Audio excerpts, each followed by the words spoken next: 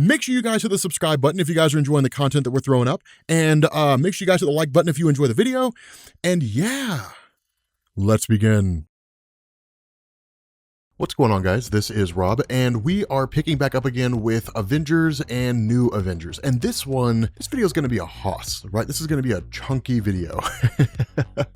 So what we end up doing here is we initially pick up with basically the necropolis, right? The city of the dead in Wakanda. And we basically pick up with the arrival of two individuals. Now, we don't immediately find out who they are. Instead, we switch over to the Black Swan. And the Black Swan's kind of going on with this little bit of like a speech of sorts, right? This kind of monologue, right? Talking about the nature of patience, that the only way that she was able to endure her captivity when the Illuminati was holding her in the basement of, or really in the necropolis itself, was to basically humble herself, right? To accept the fact that that's where she was, that she was basically a person who was being held captive. In doing that, she would basically allow herself to basically cope with it as best she could. That's really all it was, for her to just maintain the patience she needed to wait for the time to come when she could basically escape. And one of the things that she says here is that the only way to really become patient like that is to humble yourself, right? To overcome the natural desire to fight or fly. But that can only really be accomplished if you are willing to take the needs of others and put them before yourself, right? It's the only real way to be able to humble yourself. And that's when she basically tells Tony Stark, you'll never make it in this place, because who have you ever served besides yourself? And what this does is it explains why Tony Stark is here. Now, this is kind of an important thing. It's an easy thing to kind of throw away, but it's very important if you were following Marvel Comics at the time, especially Iron Man. And the reason why was because we got some cool Iron Man stories, right? Kieran Gillen's Iron Man run. But what we also ended up getting was a story called Superior Iron Man, and that's where that armor comes from. The armor that's all kind of broken and screwed up. That's the Superior Iron Man suit, right? The Endosim suit. And what we ended up finding out was that at the end of Superior Iron Man, Tony Stark just took off, and then we didn't hear from him again, right? We didn't get anything out of Iron Man until we basically got to the end of Jonathan Hickman's Avengers and New Avengers, until we get to this point, right? Till we get, well, this is near the end, but until we get to this point, this is the next time that we see him. And one of the questions a lot of people had is, what happened, right? What happened between the ending of Superior Iron Man and this moment right here? And we basically get this kind of explanation that comes directly from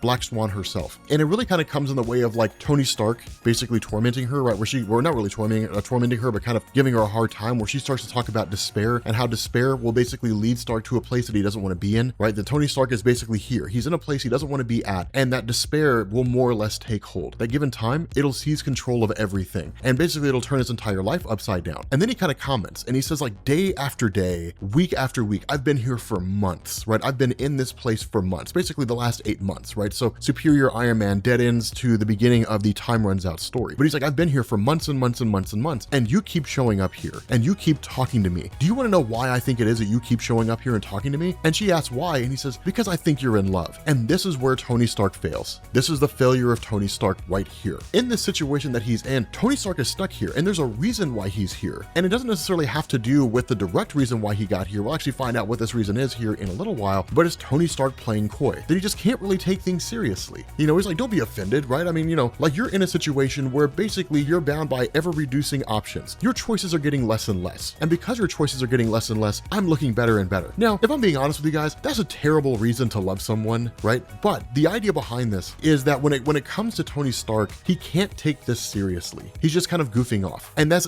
when he's like, look, I mean, you can accept the reality of the situation, that's what it is, but I know what's going on with you, right? Like, Reed told me what's inside of you. Like, what you have inside of your body is basically the DNA capsules of your family. You want to bring your people back. You're trying to find some universe out there. You're hitching a ride with the Cabal, more or less, destroying worlds along the way, but you're trying to find some place that you can basically call home, and you can bring your family back, because you're hoping against hope that not everything will end. You're hoping the Cabal are successful in staving off the destruction of the multiverse, or you were hoping that we were, which is why you sided with us. And if both of us fail, then you're gonna hitch your horse to another group, hoping they're successful, but you're gonna bounce from group to group to group until you find one that can get you what it is that you need. But at the end of the day, you're putting off this air that, like, you're a person who's been changed by the wheel of death, the wheel of destruction, and you serve Raboom Alal, the great destroyer, the person who started the incursions, and you champion all this stuff. But in reality, you're just a sad little girl who wants to bring her family back. And deep down, you know that that's never going to happen. And that's when we kind of get an explanation of what's going on here, because then she in turn turn counters Tony Stark and says, and who are you but what the wheel has made you? This entire cycle, this the death of universes, destroying worlds, who are you besides what this has done to you, right? We are all a product of the circumstance that we're in. Like, do not forget, I remember where you were when you fell, right? And what we end up finding out is that after the events of Superior Iron Man, that Tony Stark tracked down the Cabal. He tracked down Thanos, he tracked them all down and tried to destroy them and was ultimately defeated and then put here, right? It all happened off panel. And this is the only real explanation that we get, right? As far as I'm aware, it's not in any kind of a one-shot comic or anything. It's not like, you know, the last battle of Superior Iron Man doesn't really exist out there. Not that I'm aware of. This is kind of the only explanation that you get. But in the end, she says, like, they put you in this cage, you know, and the reality of this is I will find what I'm searching for, but you will not, because you have failed to understand that there are things out there more important than you. And so in that moment, we basically end up finding out that the two individuals who had snuck in were Black Widow and Spider-Girl. And they were kind of watching this whole conversation between Black Swan and Tony Stark, albeit they were essentially invisible. And so once she leaves, then they make their presence known. And this is the true fall of Iron Man, right? This is the true fall of Tony Stark, because once they approach him and he's kind of like, man, I'm so glad to see you guys. You know, it's like, man, I'm glad to see friends. The response is, I'm kind of like, we're kind of amazed that you still believe you have friends. Because remember, it was the great deception of Tony Stark, right? Like, it was the great lie of Tony Stark that led to the rift in the Avengers. Keep in mind, the way this played out is that Black Panther was the first one to encounter an incursion, and knowing that it was a planetary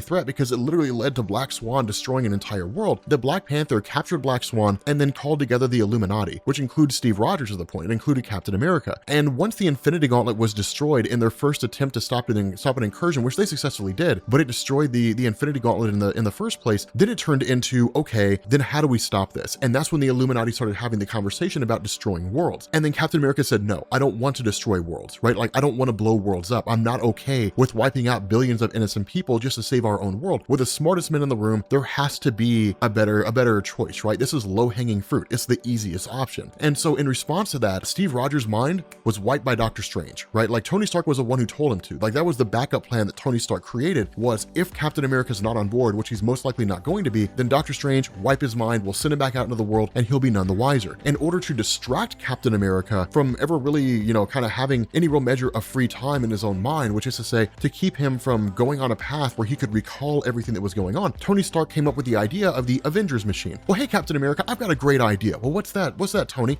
We should create Avengers across the world. Isn't that an awesome project? You should work on this, right? Like, it's your dream come true. And so in that, Captain America only focused on that. It was yet another ruse by Tony Stark. In the background, he and the Illuminati were doing whatever they had to do, which included destroying worlds. None of the Avengers knew what was going on. Nobody knew what was happening except for Tony Stark and the Illuminati. This led to the events of Original Sin, which saw all the secrets of basically everybody out there being spilled out to the world. And that's when Captain America recalled everything the Illuminati were doing and the fact that they wiped his mind. And that's when he cornered Tony Stark. And then once, you know, the whole 50,000 years in the future and all that kind of stuff ended, and then Captain America came back to the present, that's when he assembled the Avengers, told them everything that was going on. And that's what led to this rift, is because once Captain America told all the superheroes and even Terax the Tamer going into the world and just telling everybody in the world what was happening, once all the superheroes learned what was going on with the collapse of the multiverse, that the Illuminati were secretly destroying worlds, different things like that, then there was a massive split. One section of the group agreed with the Illuminati, right? They sided with them and said they're doing what needs to be done in order to save our world. Sorry about everybody else's luck. The other group sided with Captain America and saying Steve Rogers is right. I mean, it's kind of like a civil war all over again, but they're like, Steve Rogers is right? They're the smartest men in the world. Surely they could come up with a better option than just wiping out worlds. The reality was that there was no other option. There was no other way. That's what Black Widow's talking about when she's like, it's amazing that you believe that you still have friends, because despite the rift that was created, just because they sided with the Illuminati does not mean they agreed with Tony Stark. And that's the big difference, is that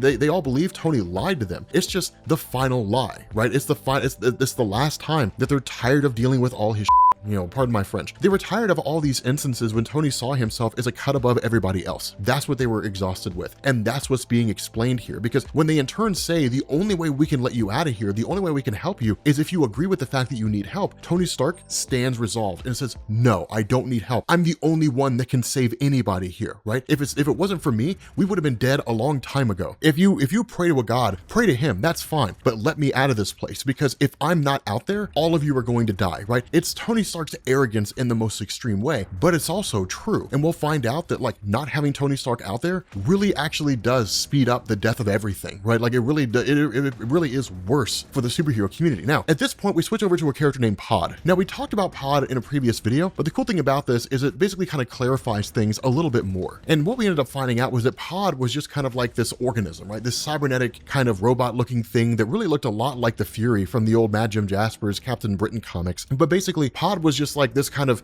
device, or at least this robot that was basically escaped from advanced idea mechanics and then fought the Avengers, laid waste to the Avengers, and then kind of took off and then was grabbed by advanced idea mechanics again and then sent out into the space between universes, right? Kind of this more or less holding cell. There was nothing there, so it would just kind of sit there and wait. We kind of get into this little bit of an explanation where we get an origin. And what we end up finding out here is that Pod was engineered by Ex Nihilo on Mars, right? Where Ex Nihilo wanted to basically evolve the Earth and turn the Earth into a living life form. That what this did is it led to the idea that Ex Nihilo, from his stance, the Earth needed a defense system, right? It needed some way to defend itself. Now, this was done absent Ex Nihilo's knowledge of like the Star Brand, that the Star Brand basically initiates, whenever a planet reaches a point where its people are ready to move into the next stage of their evolution, and individuals as a whole, which is to say the entirety of that planet's life forms are able to like move beyond their world and start exploring other things, right? Because what that would do is it would leave their world vulnerable, right? When they're ready to move on to their next state of evolution. And so in that time, the White Event would be initiated that would create a Night Mask, it would create a Star Brand, these different characters. But remember, the White Event and the creation of the Star Brand was done prematurely, so it was never really supposed to happen. But Ex Nihilo, it's his own agenda. He's just doing his own thing out there. And so that's where Pod came from. Pod was basically a cybernetic organism that was sent to Earth by Ex Nihilo to be its defense system and then bonded to a little girl from Norway. And when that happened, it basically led to them just kind of becoming a singular entity. The issue with this was that when this bomb happened, or when this arrival happened, and when this girl was bonded to the suit more or less, that advanced idea mechanics popped up, realizing that it could be used as a weapon, took it, and that's what led to the conflict between the Avengers and Pod. And so what it does is it kind of switches over to the current moment. And one of the things that we talked about in the previous videos is that we have different plans going on, right? So for those of you guys who kind of feel a little bit lost with everything that's kind of happening at the current moment, the way it plays out like this, and it's actually really cool because Hickman explains it through Robert DaCosta, right? Because he brings on some new people who haven't really been a part of everything DaCosta was doing. And what he basically says is that the incursions, of course, as we explained a minute ago, began. Black Panther was the first one to realize it was happening. He recalled the Illuminati. They started finding a way to try to stop the incursions, ultimately coming to the realization they had to destroy worlds to do it. They went off and did their own thing. The Avengers were focusing on their own thing. Original Sin happens, the Avengers become aware of the incursions, and they become aware of the fact that the Illuminati are most likely destroying worlds. Captain America takes control of S.H.I.E.L.D., and in turn, he takes those friendly Avengers forces, which is to say the people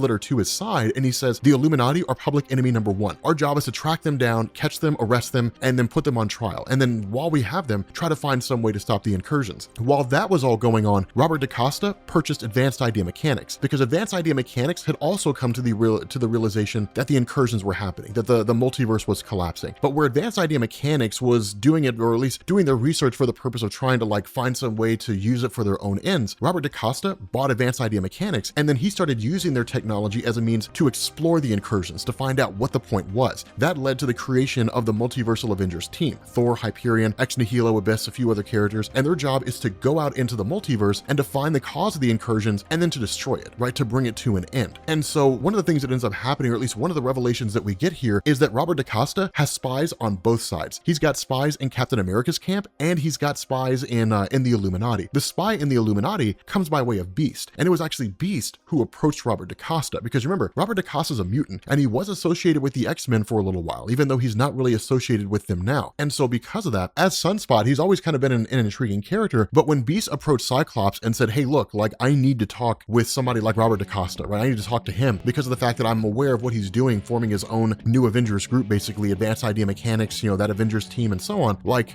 I need to get with him. And so you ended up having Cyclops, who facilitated the meeting between the two. And basically, one of the things that Cyclops reveals is that the X-Men have also been trying to find a way to stop the incursions. But while their efforts are not nearly as complex or in-depth as anybody else's, they are in possession of a Phoenix egg, basically meaning that if they activate it, the Phoenix Force would be reborn again. That's a pretty big thing. The X-Men are looking to recreate the Phoenix in order to stop the incursion. So again, all hands are on deck here. Everybody's aware of it. Everybody's trying to find a way to end it. But basically, once Beast has a conversation with DaCosta, Beast is kind of looking for absolution, right? He's not happy with the things that the Illuminati have done. They fly in in the face of everything that he believes. He understands that it's the role they play, but it's one of the things where he doesn't want to confuse, expediency with desire, which is to say needs and wants. They need to find a way to stop the incursions, even if it means destroying worlds, but they don't want to. And what the Illuminati are mostly focusing on right now is stopping the Cabal, right? Trying to find a way to end the Cabal, because it's one thing to try to find a way to keep these worlds safe. Maybe they can come across another alternate reality where they found a way to stave off the incursions by basically taking their planet out of phase, basically making it intangible so that the Earths pass through each other instead of one hitting the other and destroying, both realities. That's something the Illuminati could figure out, right? They could find a scientific solution to this. But the Cabal are just wiping stuff out, right? They're just showing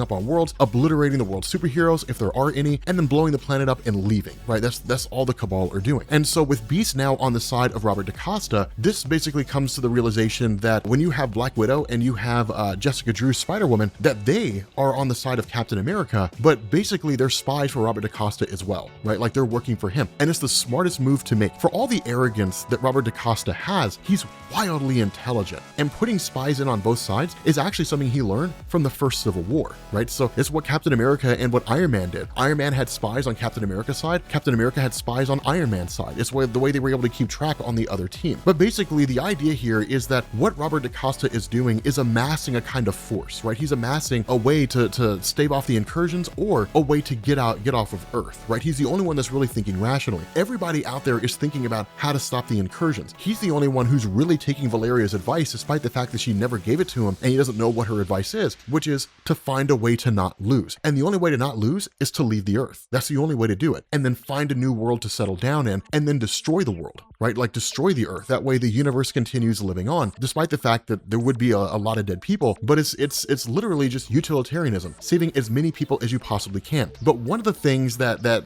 he basically did, one of the measures he took was to send Shang-Chi to one of the origin bomb sites, right? Those are the sites, the places where Ex Nihilo was trying to evolve the Earth and then like shot these different bombs to Earth that basically had different purposes. One was to give the Earth sentience, right? To give it like a living intelligence. Another one was to give it like a defense system in the form of pod. This one was self-replication. And so the greatest martial arts master in the entirety of the Marvel Universe, the single greatest fighter in the entirety of the Marvel Universe, there's now an army of him. And what that would do is allow him to face off against any number of threats or to defeat any number of people who end up showing up there, but to also give them the ability to vacate the world if it's necessary. Sheer numbers, right? The ability to multiply on a massive scale. And so with that being said, guys, I was going to continue on with the next section, basically focusing on the Black Priest, but I feel like this is a lot to take in already, right? Like I feel like this is kind of a lot to go through already. A lot has happened. So yeah, we're going to go ahead and end this video. In the next video we do, we'll focus on the Black Priest. We'll focus on basically the multiversal Avengers and all that kind of cool stuff. And essentially everything that comes next, right? Everything that sort of jumps next into this massive event, especially with the idea that like you can't win, right? Just the you can't win story arc, which is amazing. It's absolutely amazing. But with that being said, guys, we're going to bring this video to an end. If you are new here to Comics Explained, make sure you guys hit the sub button to become part of the Rob Corps. If you guys enjoyed this video, make sure you drop a like, and I will catch you all later. Peace.